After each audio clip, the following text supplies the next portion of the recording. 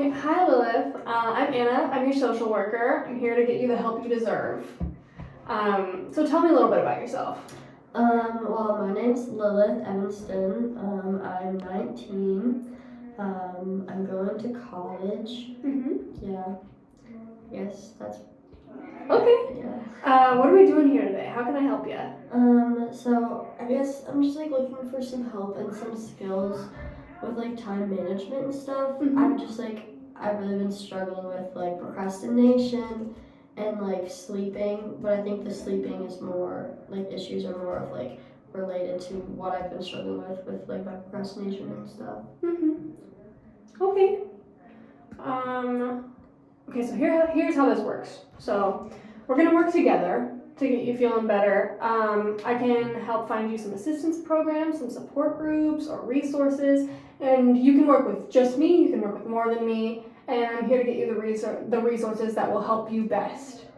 I will only assist you as long as you still want assistance. So this ends whenever you want, and it goes as long as you need.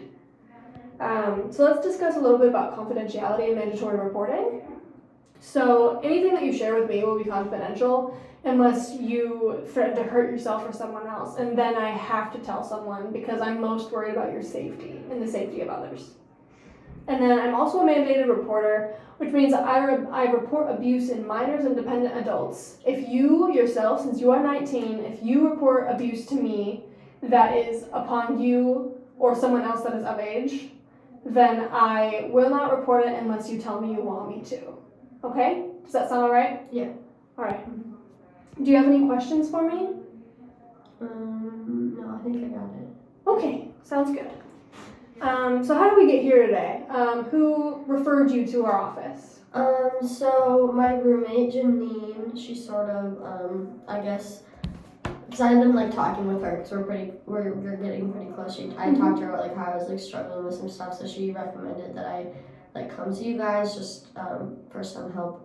So Okay, yeah. sounds good. All right. So what we're gonna do now is we're gonna get kind of a social history for you. Okay. Which is gonna start with we're gonna create a genogram. Do you know what that is? No. So it's a kind of like graph or a diagram where we describe exactly like what your family situation looks like. Okay. It's how closely related we are, who's living with who, so we can kind of understand some of the background. Okay. So we're going to start with you. So women are circles and men are squares. Looks a little silly, but so we'll put you first. So we got you, we got Lilith. Yeah. And then what are your parents' names? My mom is Eleanor and my dad is Aiden. Okay. How old are your parents? They're both 46. Beautiful. And then do you have any siblings? Yeah, I have 2 siblings. I have a younger brother and sister, James and Julie, and they're twins. How old are they? They're 15. And James is a boy? Yep. James is a boy and Julie's a girl. And you said they're 6? No, they're 15. Oh, goodness. Sorry, I started to say 16 and remembered it's not their birthday just yet. Okay. So they're still 15 for now. Yeah. And then what are your grandparents' names? So my dad's parents are Tom and Grace. Okay. And then how old are they? My grandpa's 72 and my grandma's 70. And then does your dad have any siblings? Yeah. He has an older brother, Jeremy. And that's it for my dad's siblings. Okay. How old is Jeremy? Do you know? I think he's like maybe 50. Okay, we'll write 50. That's all right. And then what are your mom's parents' names? My mom's parents are Trent and Beth. And how old are they? Grandpa's 68 and Grandma's 67. Beautiful. All right. And how is the health history of your family? Do you know that they have any mental health history, any physical health history that would be relevant? My mom's older sister died, but it was unknown causes, so you don't really know why. What's her name? Her name was Jessie, and she was older than my mom. She died when she was 20. Okay. Well, that had to be hard. Yeah. Does that still affect your family pretty heavily? I didn't really know her at all. Mm-hmm. But sometimes my mom hits her a little bit harder. That makes sense. Do you think she's experienced depression from that? Maybe a little bit, but I think a lot of it was more when she was younger, closer when it happened, and she's been pretty okay or better since when me and my siblings have been growing up. So. Okay. How are your parents' relationship? They're pretty good. They're still together. They still live together. Mm-hmm. That's wonderful to hear. And then how is your relationship with your parents? They're still pretty good. It's different now because I'm at college. Mm-hmm. So it's different than it was, but I still talk to them and call them and stuff. There's not any issues, I guess. Do you feel a little distanced but still close? Yeah, more distance than there was when I was living with them. Right. Still close. Okay. And then do you have a good relationship with your siblings? Yeah. Yeah, okay. That's good. Good to know. Okay. So from that, we're also going to create what's called an eco map. Okay. So this is about your relationships with other people and whether they're healthy and how balanced you feel. And so what we're going to do for that is I'm going to make a big circle with your name in the middle, okay? Okay. And then we're going to put some of the people who seem biggest in your life. So who would that be for you? My cousin Jude. I'm really close with him. Mm-hmm. Okay. Yeah, because he's the same age as me, and so we're both and we both go to UNI. So you've got a close relationship. Yeah. And do you think it's beneficial to both of you? I think so. Well, that's great I know to it's hear. beneficial to me. I hope just fingers crossed, right? Yeah. Okay. Yeah. And then how about your siblings? Do you have a close relationship with either of them, or would you not consider them to be part of your well-being? I mean, yeah, but I don't know if they're in my circle closest, because. Yeah, no, that makes sense. I like them, but again, they're still they're far away. They're in high school, so yeah, there's that a makes little sense. difference there, and they're really close to each other. Yeah, so I'm it's sure. a little different. Yeah. Yeah. How about your parents? Yeah. Would you consider them to be part of your support system? I put them on there. Both of them? Yeah, I put them together as one, my parents. Sort of see Lovely. them together. All right. And do you think that your relationship benefits both of you? I think so. Well, that's great. I think they having me. How do you feel about your relationship with work? It's I put it I'm definitely it's stressful, but okay. I get paid, which I need money. So, right. But it's not the worst thing in the world. It's just another thing that I have to schedule out and plan. Mm-hmm. So it's stressful but multi-beneficial. Yeah. Anything else that you would say is in your kind of support circle? Definitely my rowing teammates, that whole. That's great. They've been really great to me, having that community since coming to college. Mm-hmm. So I think that's definitely I get support from them, and that's awesome. I help people that are out too. So that's lovely. All right. Anything else you want to share, or do you think? I mean, if this is it, that's perfectly fine. Maybe put school on there. Okay. That's something because the whole thing is I have time management, working things out, and there's absolutely. So there's some stress there. Yeah. For some sure. Stress there. And then it benefits you. Yeah. Which is great. But it's stressful. Yes, for sure. That's perfectly understandable. All right. Now I have some questions to ask you about the community activities that you were in high school versus what you are involved in now. Okay. So what kind of activities were you involved in high school? I was in a lot. Okay. Sports-wise, I did tennis, basketball, volleyball. I was in choir and orchestra Wow. and theater and speech Wow. and math competitions. That was like Wow. most of them. And then like obviously just like general school, I guess. Mhm. And yeah. Wow. Okay. That's like my school activity sort of stuff. And then Did you do anything outside of school? like we went to church as a family and I did like some mission trips over the summers and stuff like that for that, but nothing too much like not anything like big. Mhm. So is that a big part of your life still? Like church. Mhm. Um Having a church community. I think when I go back home it is. I just like haven't really found a church here, I guess. That's So, okay. Yeah. like I like it when I go home and I like my church there, but I'm not like in a church community here, but I'm also not like actively searching for one. Okay. So Yeah. yeah. That makes sense. And then where did you go to school? I went to Emmitsburg. Emmitsburg. Okay. Mm-hmm. How did you do in school? I did really well. Like was an advanced student, and like nothing was ever super.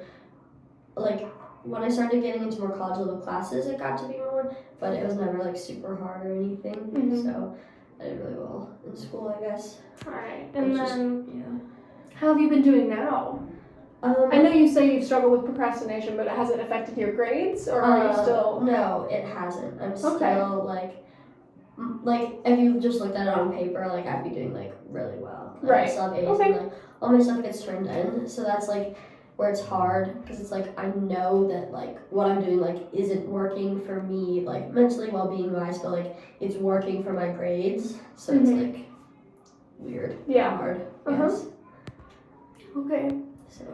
And then we're going to talk about your employment history. Okay. So, did you work anywhere when you were in high school? Yeah, I worked at the local water park. Okay, and is that just during the summers? Yeah, mostly just during the summers. Okay. In high school, like I did the concession stand, Mhm. and so like I started when I was like 8th grade, maybe somewhere between like 8th grade and 9th grade, and then like Mhm. as like the years have progressed, I've like taken on like more hours and stuff, but like still staying in the same place. Oh, that's nice. Uh-huh. Okay, and then what do you do for work now? I work part-time on campus in the registrar's office. Awesome. And like I would kind of like to be getting more hours because I need more money, but also again like with scheduling it's hard. Yeah, I bet. All right, and then we're going to talk about your physical health history. So, do you have any notable physical health history? I had cold-induced asthma as a kid. Okay. So I had like a nebulizer for that, but I grew out of it. So Okay. It doesn't really affect me much anymore. That's good. No current issues? No. I had a concussion from volleyball my sophomore year. Okay. But it was minor and I recovered from that. All right. I think that's it. When was the last time you had a physical? When I was probably before, like the summer before my senior year of high school, like for sports and stuff. So it's been a little while, but not too long. My mom keeps telling me to schedule another one. I bet, yeah. Yeah. How about your mental health history? Do you have any history of mental health issues? Not like officially, I guess. Okay. I don't have like, I've never really gone to see anyone or talked to anyone about it before. But like, school's always like kind of stressful just because I said like I have been doing really well in it, so I'm always like concerned about that, I guess. And like sometimes like with my like activities, like when we would like get results from them sometimes, I would have like a lot of anxiety like for that. So like that might be something, but again, like I haven't like talked to anybody or been like official about it. Would you like to talk to somebody? We have many referrals we could give you. Maybe. All right. I guess. I'll make a note of it. We don't have to do anything right now. Okay. Okay. Now we're going to talk about substance abuse history. Do you have any history of substance abuse in your family at all? I don't think so. Okay. Well, that's great. Yeah. How about, do you have any history with the legal system? Awesome. Sounds great. So where are you living these days? You say you're on campus? Are you in a dorm or an apartment? Yeah. I live on in the dorms, Okay. and it's a double. So like my roommate Janine, that's who I live with. Mm-hmm. And then like I guess I still like not live with my parents, but like I have a room there and all of my stuff's still there. So You'll live there in the summer. that's You where want to take care of yourself. yeah, so I'll Sounds still great. go back there Okay. in the summer and on breaks and stuff. So. Awesome. All right. How are you paying for school? So I've got some like merit scholarships and stuff. So that's part of why it's like important for me to creep my grades up, Mm-hmm. and a few like scholarships from like high school and stuff. But otherwise, it's me Okay. paying for stuff. Well, good on you. Yeah. Have you been struggling with that, or Um, is that an area that causes some anxiety, or do you feel like you have a handle on that? like right now, like it's fine right now, but I'm just like, because I built up a lot of like, because I worked over the summers and I didn't really spend anything in high school. So right now it's fine, but I'm always like, that's why I'm trying to get more hours at work, Right. because I know like The future. it's gonna run out. The stuff that I built up is Absolutely. gonna run out. So like right now it's like fine, but I want to be like keep it on top of it. All right. And do you also pay for like your food and? Yeah. Yeah. Okay. Yeah. Like my grandparents will send me like money sometimes, but it's just like oh Yeah. here for your birthday or whatever. So. Well, that's nice. All right. So from here, we're gonna talk about making some goals. Have you ever done any SMART goal setting? I feel like I remember somebody like saying it in middle school. Okay. I don't really remember. Well, that's all right. Okay. So we'll talk about what a SMART goal is Okay. to start out.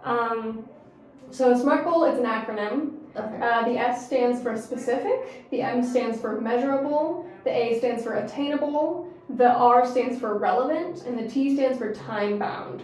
Okay. So for a goal, we want to make sure that it's relevant to the issue that's presenting, and we can measure how we're going to complete it, right? Mhm. And we want to know how long it's going to take us to complete it, ideally. And I think specific is pretty self-explanatory, Yeah.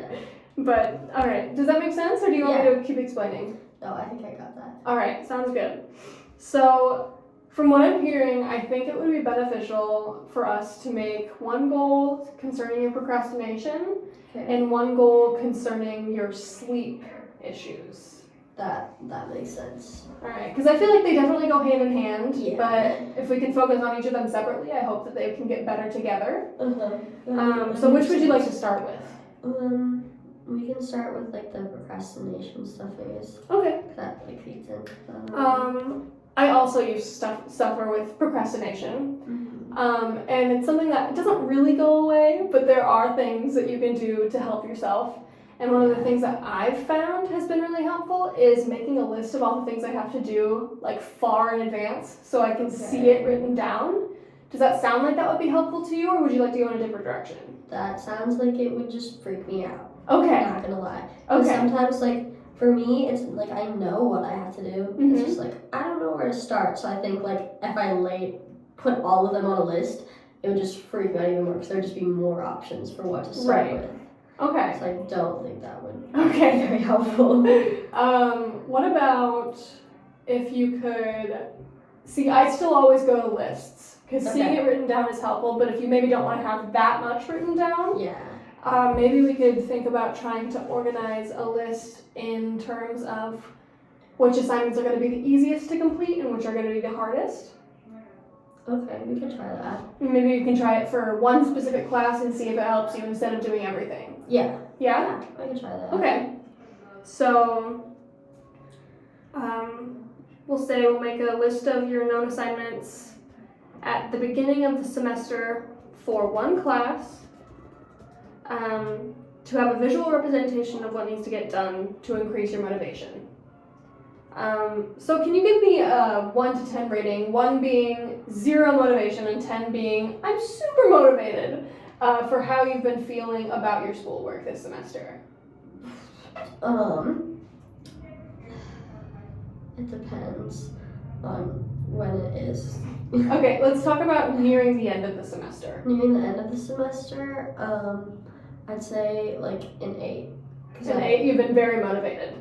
Like, to get it done. Right, okay. Because again, like, I always get my stuff done and done on time. It's just like, done on time for me usually means starting at like 10 p.m. before it's due and like doing it late into the night. Okay.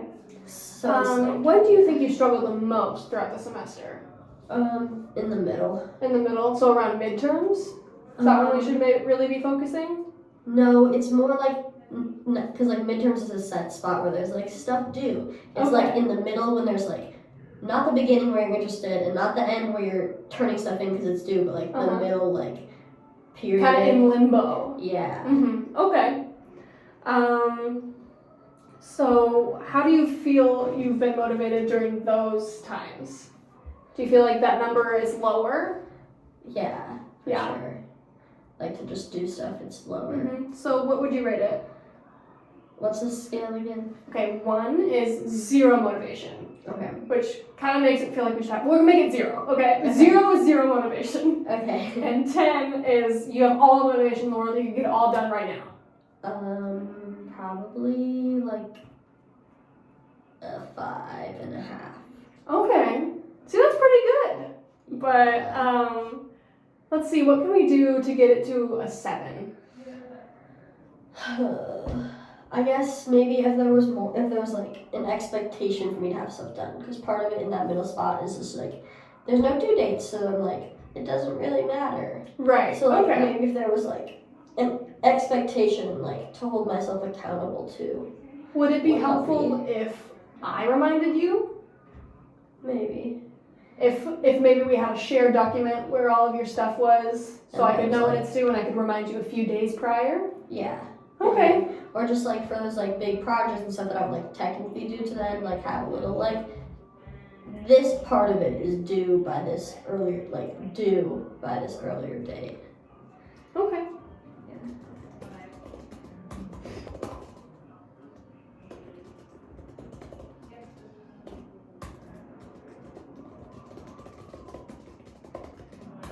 Okay.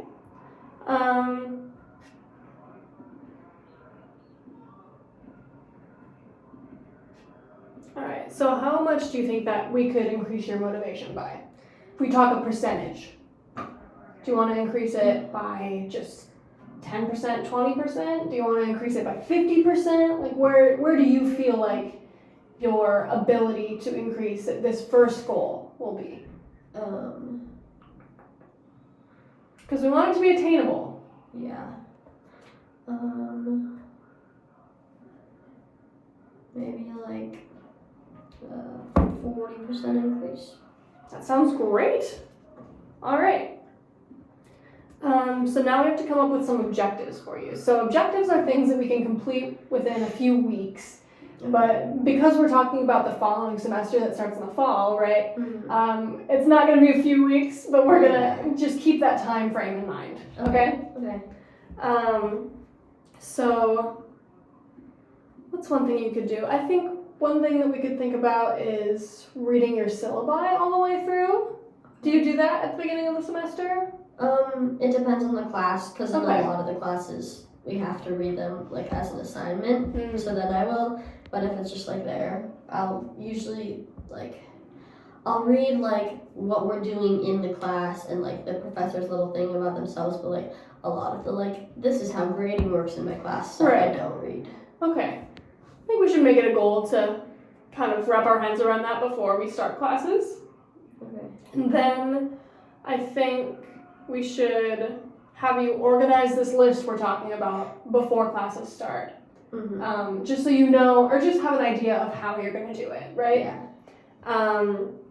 So we talked about organizing our list by difficulty, right? Okay.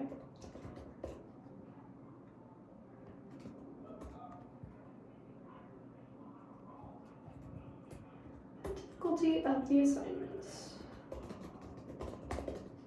Okay, and then what we have to do is we have to create some action steps. So these are things that you could do right now, which, I mean, it could be right now, it could be in the week before school starts in the fall, right? Mm-hmm. But Yeah. we'll talk about, this is more what I would say, like, for this goal specifically, I would talk about some maybe decisions that you're gonna make. Okay. So we can talk about, you could decide how you want to organize the stuff that you're gonna be looking at, right? And we can decide where you want to keep this list. If it's gonna be physical, if it's gonna be online, if it's gonna be like in a Word document or in your notes app, wherever it would be most helpful to you. I think that would be a good decision for you to make before you start. Okay. And then I have some action steps for myself, which means that I'm going to remind you of what your goal is, come the time that it starts, right? Mm-hmm. And then I'm going to, would you like me to text you or email you? What would be easiest for you? Probably email. Okay. Well, then I will set up some email reminders for you once I know when your assignments are due so that I can try to help motivate you before they're due. Okay. All right. And now we're going to start working on the second SMART goal. Okay. So this one's going to be about your sleep schedule. Mm-hmm. So I would like to know if you struggle with falling asleep, staying asleep, or if you just struggle with like turning your mind off before you go to bed. It's more just I like don't go to sleep because I'm working on stuff. So it's like not that I have trouble with the sleep, it's like I have trouble with like actually stopping stuff and prioritizing the sleep. Right, that makes sense. Okay. So, let's see. Do you want to come up with some sort of a bedtime routine and then set an alarm for just standard, this is when I go to bed? I think like an alarm would be helpful. And even just, because sometimes it's just like I lose track of time, so just reminder like, hey, you should like think about stopping that now. I think like an alarm would be helpful. Sounds great. So let's say that you're going to consistently complete a bedtime routine, whatever that means for you. And do you think we could do you think you struggle with technology use before bed, like screens making it hard for you to sleep, or do you think that does not affect you? I haven't really noticed it affecting me that much. All right. So we'll try and complete a consistent bedtime routine to increase your sleep by what % would you like?